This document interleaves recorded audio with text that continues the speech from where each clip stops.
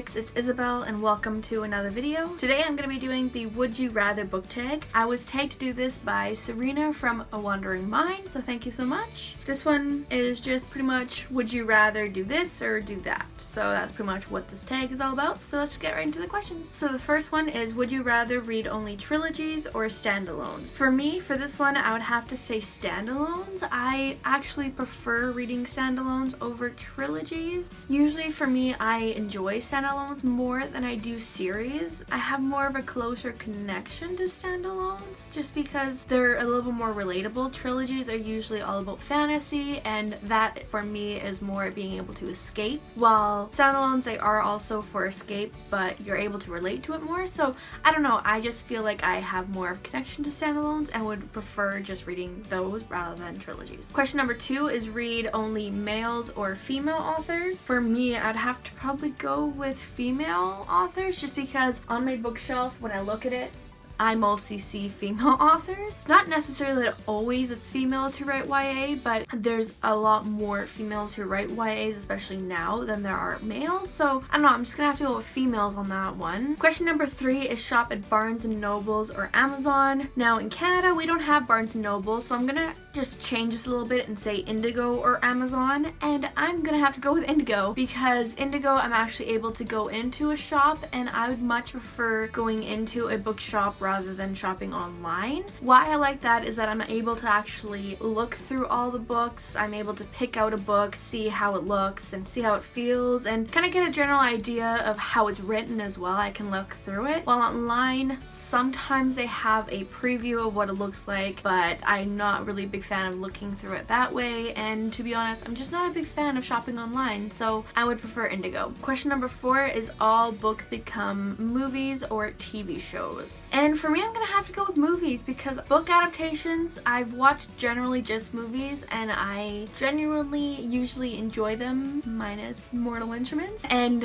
of course the second book of Insurgent. I think TV shows, you're able to get more of a feel for the characters, you're able to follow them more, but I always feel like I enjoy the movies better because they're able to stick to the book a lot easier than TV shows. TV shows, they have to really drag it out a lot more, which they're able to get more of the content in there, but I feel like they add a lot more, and sometimes they even take away more through that. So I'm gonna have to go with movies on this one. The question number 5 is read 5 pages per day or 5 books per week. This one, I'd have to say 5 books per week because then I can get a lot more reading done than just doing 5 pages per day, which seems more like torture, having to stop at a certain time because chapter doesn't end in only 5 pages. So like, you're just torturing yourself with all the cliffhangers and all the ending at 5 pages. So no, definitely not that. I would definitely go for the 5 books per week, even though I can barely even read sometimes 3 books per week or even 1 book per week.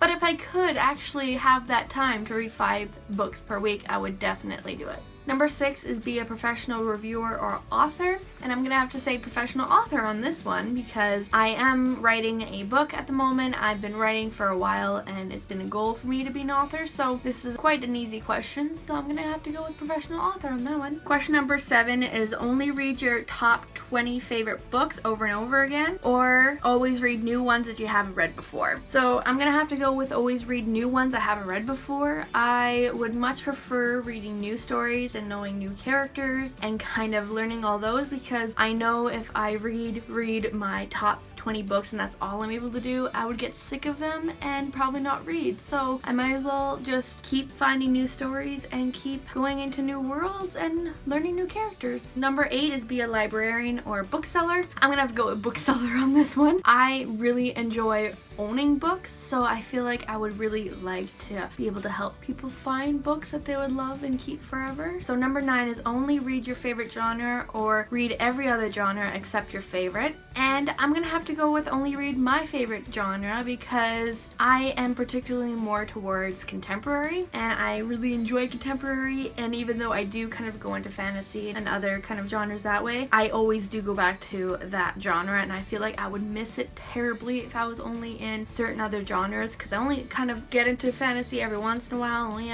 ever get into other kind of genres every once in a while, and I don't go into any other genres really. Like, don't really go into horror, I don't really go into thriller or anything like that. I sometimes go into romance, I sometimes go into these kinds of genres, but like, that's very rare. If I'm feeling it, I will do it, but I usually stick to contemporary, and with contemporary, it can be adult contemporary, YA contemporary. I feel like I would stick to that. And number 10 is only read physical books or ebooks, and this one is a really easy question. That is physical books. I have an e-reader, and I haven't used it for a while. I can't really read on my phone, and yeah, so I'm gonna have to go with physical books because I have much more of a connection and doesn't hurt my eyes as much. I would really much prefer having it right in my hand and I can turn the page and stuff like that. So yeah, that is my answer. That is the last of the questions. Thank you guys so much for watching. If you guys enjoyed it, please give it a thumbs up. Comment down below your answers to these questions if you want to answer. Subscribe if you haven't yet. Check out my other social media accounts, my Facebook, Twitter, Goodreads, and Instagram. I make a video every Monday and Thursday, and I'll see you guys next video.